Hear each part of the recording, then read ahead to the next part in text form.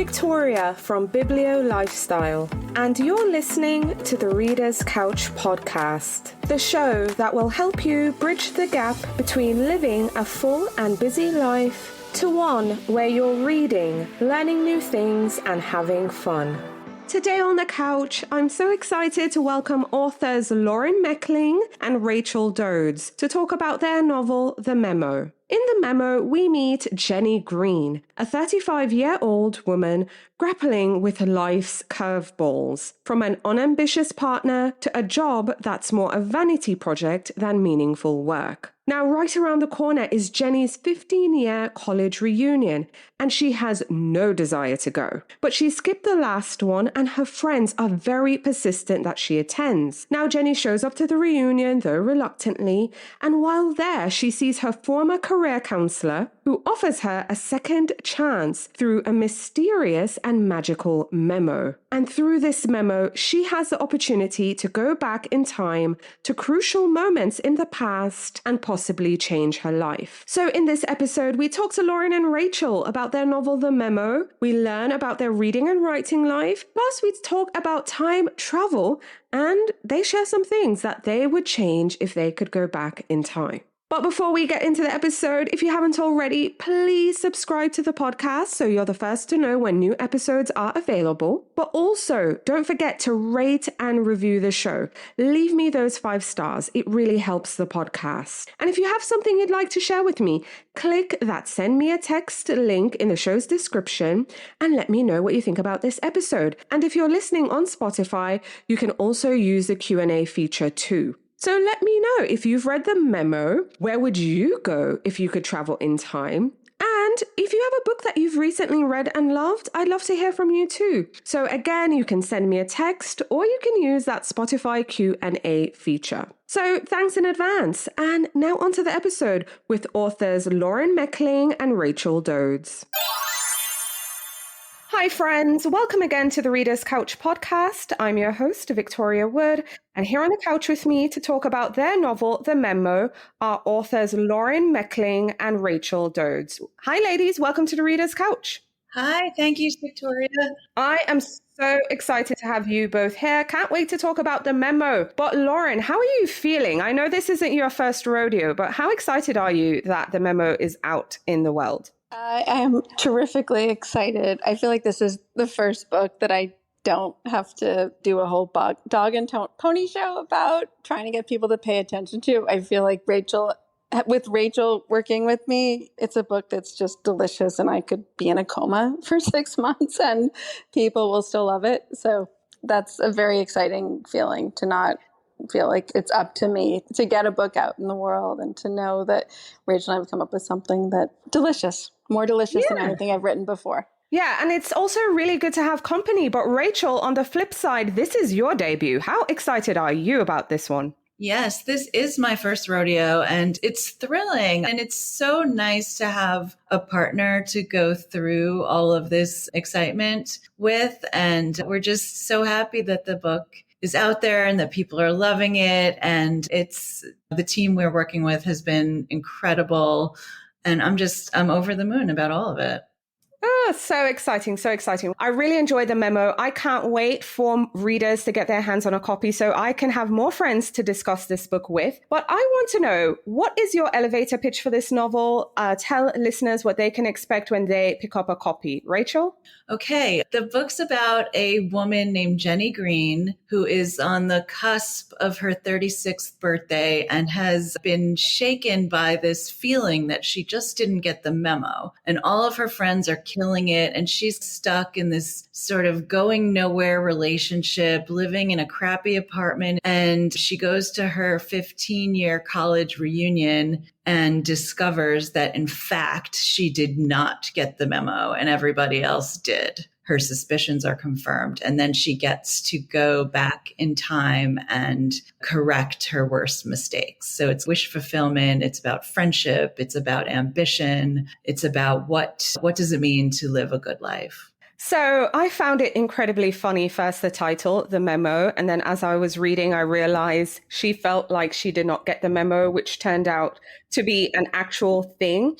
Lauren, tell me about the idea to set this and revolve it around a college.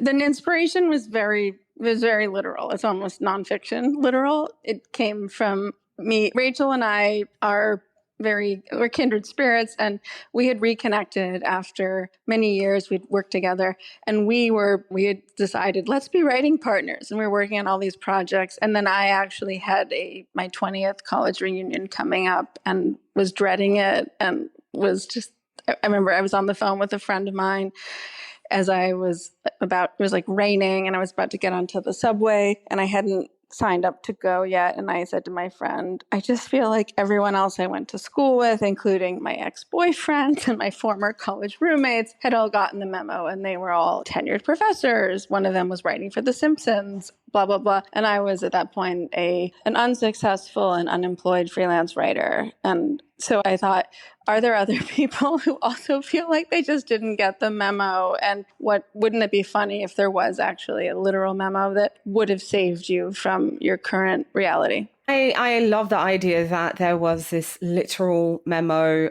If our main character had gone to the guidance counselor, she would have gotten it. Now, I have to tell you, when I was in high school, I was not a fan of my school counselor at all. I probably would not have gone, and I would not have received the memo. Rachel, tell me about the idea for the guidance counselor being the source of this memo and this ability to maybe change your life. Yeah, she's like this mystical fairy godmother of ambition, and she works for a consortium of women working behind the scenes to elevate women and help them make the right decisions in life. And she's affiliated with the university, and there's a department of the science of the soul, study of the science of the soul, and the acronym is SUCCESS. What was it, Lauren? I don't even know. It was something that SCSS that spelled out success, but our idea was really more right that the paranoid idea that one might get that every woman surrounding you is over rising above you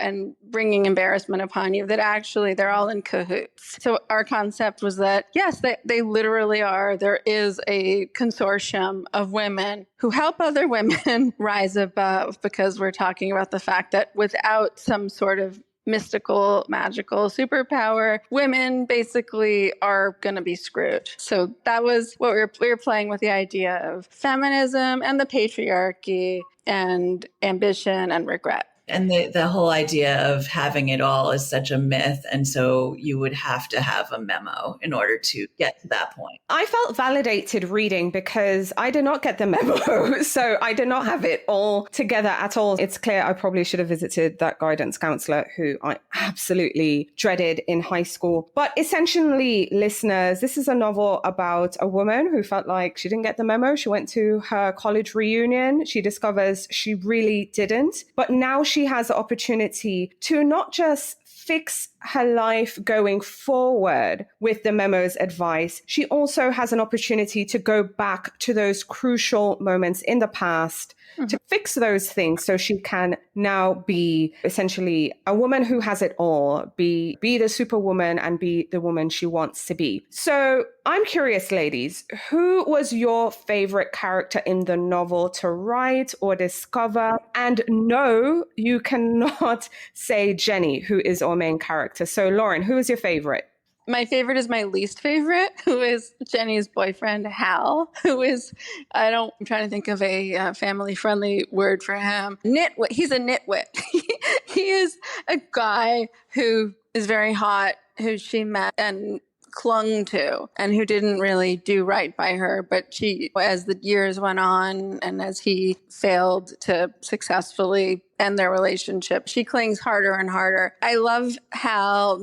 I don't love him, but I love the concept of him, because I don't know anyone who hasn't had a Hal, a guy who they thought would fill that gap and help them move on. And also he represents, because Jenny has been with him in our novel for nearly a decade. And I just love this idea of, if you're looking at it as a graph of their power dynamic, where his power goes up and up as the years goes on, and her power goes down and down as the years progress. And I just feel like that's something that a lot of women think about, where they wonder if they're not single, what are they going to do? The fact that they're finally not single, and I think there's a pressure from society to couple and procreate, right? But what do you do if you're in your 30s and you are coupled, but the person you're coupled with maybe isn't on your heart, is not the right person? Absolutely. Rachel, what about you? Who was your favorite or standout character that's not Jenny or Hal? Because now Lauren has taken Hal. I loved Hal too, but I am a big fan of Lee, the other friend who's not Gita, the number one ride or die, who's a huge success. And Lee's also hugely successful. She's an artist. And I think her relationship to the Memo is different than the other two friends' relationship to the Memo. And I just enjoyed writing her. She's such a quirky, like woo kind of artist. She's a lesbian. She is very much her own person, and she really lives the Memo in a different way and is loving it. Yeah, Lee's pretty cool. Pretty cool indeed. So essentially, again, Jenny has the ability to go back to the past to fix certain things. And of course, the Memo can help her in her future life as well. And of course, what can go wrong if you decide to go back and just fix all sorts of things in your life? I mean, I can't even imagine. So we're going to play a fun game, if you could travel in time. So I'm going to give you some prompts, and you each are going to tell me, what would you do if you could travel in time? So the first question is, if you could travel in time, would you go solo or would you bring someone with you? And if you're bringing someone, who would you bring? Rachel? Well, I would definitely bring Lauren, obviously. Like, I'd have to. We would have the best time going back in time and fixing our myriad mistakes that we made in our 20s. And we'd have a great time doing it. Can I just also add to that? First of all, that answer brings me great, almost to tears, joy. But second of all, Rachel and I were literally, we sat we sat maybe 10 feet away from each other at the time when we were in our 20s at a job. And I think we were both, I won't say suffering, but we were both middling. And so the idea that if Rachel and I were able to go back in time and we were able to have gone in cahoots with each other and figured out how we could break the system, it's a very delightful thought. We'd wind up in the same location. Yeah, that's what it's sounding, because that was my next question. Like, where would you go? But it sounds like you would go back to that office where you both met. No, I don't think we would have. Rachel, I hope we would figure out something. Where would you? We were at a really great newspaper together, but I would hope that if we were able to connive anything, we wouldn't have figured out how we would become the co-managing editors of that newspaper. No, I think not to give anything too obvious away from our book, but our book is really about how to overcome these dictums from society and how to figure out what really matters as the years are ticking by, and how to not listen to the stupid voices. So if Rachel and I were able to get the memo, go back in time, we would have, remember we were working on a story that Rachel was writing about going to Palm Springs. We would have just thrown that story in the trash, not gotten it onto the paper in time. And she and I would have gone, I don't know where, we would have gone somewhere fabulous, and we would have just opened a hotel together. Done. What do you think, Rachel? Sounds good? Yeah. And I think like within that, it was a great experience, that job where we met. But there were moments where I wish that I had a memo that would have guided certain conversations that I had with different editors and would have helped me communicate in a more clear way and not get as emotional about things that I did back then that really were not personal. Is there something specific that you would like to see or do if you went back to that time? So you don't necessarily have to go back to where you worked or anything like that. But if you could go back in time, is there something you'd like to see or do or just observe? Let's say you're above, hovering, looking down at your past selves. So you're basically saying, what would our memo have told us if we could have given ourselves a memo? Okay, yes. Go, Rachel. So many things my memo would have told me. There's from the sublime to the ridiculous. I think that my memo would have definitely 100% told me to break up with my high school boyfriend before going to college, because that relationship certainly held me back once I was away at school and I just kept coming home to be with him. So that's one thing. Another thing my memo would have told me was to always wear flats. I covered the fashion industry for the Wall Street Journal for a while, and I was being sent to Milan and Paris to cover Fashion Week, and I wanted to fit in and look the part. So I bought Manolo Blahnik heels, which are the most comfortable of all the heels, but none of the heels are comfortable, if we're being honest. And I wound up damaging my foot and I had to have foot surgeries. That would have been a really helpful memo. What would be on your memo, Lauren? The one thing that I keep thinking about is when I was in college, which I feel like sets you up on your course to figure out what you're going to do with the rest of your life. I was very, jealous of everyone who got on the college humor magazine, but I didn't think I was funny enough. And I wish my memo would have told me, hey, Lauren, you don't have to be so serious and pretentious and pursue being on the literary magazine and the newspaper and studying the arc of Jean-Luc Godard. You can join the humor magazine, and that would have sent me on a totally different path, because all of my classmates who worked on the humor magazine ended up being comedy writers. So that would have been smart to do, and I wish I had the courage to do that. Okay, last question. Would you bring anything back with you to the future? So it can be something physical or maybe a person. Would you bring someone back with you? Rachel?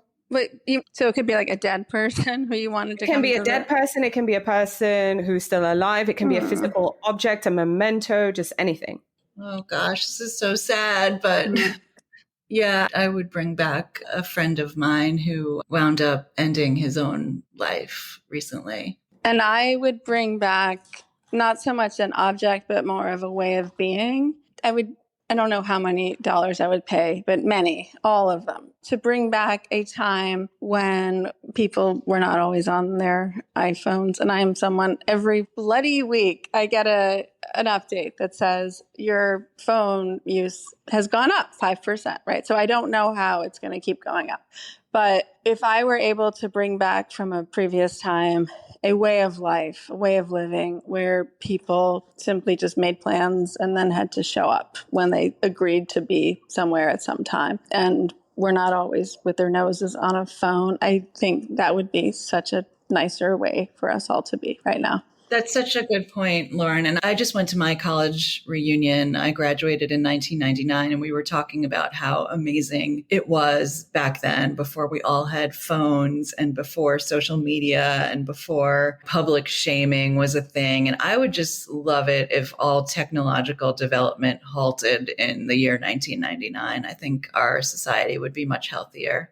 I couldn't agree with you ladies more. I love the idea of you had to meet up with your friends when you said you were going to. Oh. I think I like that. Like you just showed up. But for me, I feel sometimes it's information overload sometimes, and it's a bit much. I would love to just have a limit in a weird way where you can only pick one thing today and you can only do this for a short period of time. And then the rest of the time you have to be out with real people, if that makes sense. Yes, it absolutely does. Instead of having 5 screens open exactly at once and just trying to binge, but actually ingesting nothing. I couldn't agree with you more. Thank you so much for indulging me with those questions. But sticking in time travel, what would you say were your favorite time travel books? For me, this is an easy one. My favorite time travel book is my favorite book, period. Slaughterhouse-Five by Kurt Vonnegut. I've read it so many times. I love Vonnegut. I love the idea of being unstuck in time and having an emotional trauma cause you to be unstuck in time. And just that book is so fabulous and innovative. And I love every single thing about it. What about you, Lauren? I would say books are my favorite time travel books, which I know is a cop-out, but books allow me to go back in time. And I don't only mean books from, I guess I do, but I'm just thinking when I want to escape our hellscape of 2024, I crave a a book that was written in, let's say, 1983, or my favorite thing to think about right now is this summer when things calm down a bit after the Memo promotion and conversations, I'm going to read Middlemarch, which I've never read. I love The Twilight Zone. I love the Natasha Lyonne series, Russian Dolls, but I'm not a hardcore sci-fi or time travel fan. But I do think the idea that you can just pick up. I was just sitting on the plane yesterday next to this man who was telling me that he loves books because they help him travel to different parts of the world. And he reads Japanese fiction and he reads Chilean fiction. And I was thinking, for me, I read fiction that brings me to different times on Earth. You're going to love Middlemarch. It's so good. I'm so excited. I love Middlemarch. I love those community novels, and I feel that's one of the very best. Is that a cop-out answer? I don't think it is. No, not at all. Books are time travel contraptions. Absolutely. So ladies, now that the Memo is out there in the world, what are you hoping readers might think or feel after they've turned the last page? Rachel? I think that if one reader feels a little bit better about their life choices after reading the Memo, then our work is done here. What about you, Lauren? Yes, or I think if one reader rethinks her life choices. I think it's so easy to, especially in this age of optimization and analytics and data, it's so easy to just want to say, oh, I just want to do something that is going to reach more and more people than ever, or will be more successful than my last projects. And I think something Rachel and I have both been thinking about as we've been working on this book, and then we've been thinking about this book, is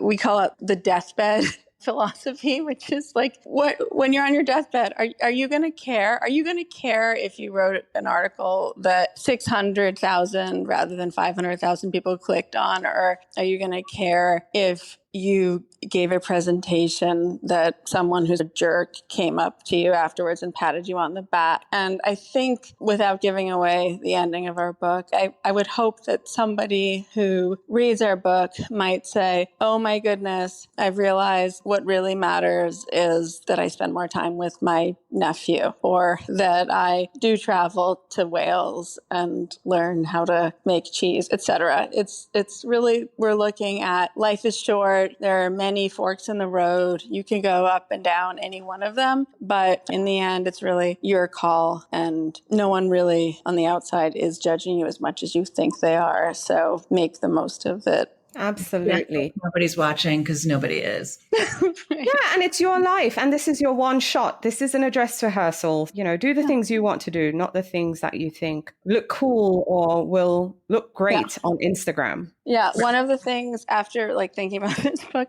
a few weeks ago, I bought tickets to go see Bjork in concert. Anyway, I was going to take a friend of mine, a cool friend, and then my dad mentioned that actually, I had no idea, is a huge Bjork fan. And I told my friend that they can buy tickets another day. And I took my father. And it was like a rave under a bridge at 11 p.m. in Brooklyn. And I just felt that had I not written this book with Rachel, I probably would not have made that decision. I can't believe your dad knows who Bjork is. That's so I know. That was his reward for knowing who Bjork is. I love it. Ladies, thank you so much for coming on the show and speaking with me. This has been fun. I agree. For having us. This is amazing. Thank you. Thank you so much for listening to the Reader's Couch podcast. Please subscribe to the show, share it with a friend, and take a few seconds to leave a rating and review. Until next time, stay lounging, stay reading, and whenever you're in doubt, go straight to your local bookstore or library. Thanks again for listening, and happy reading.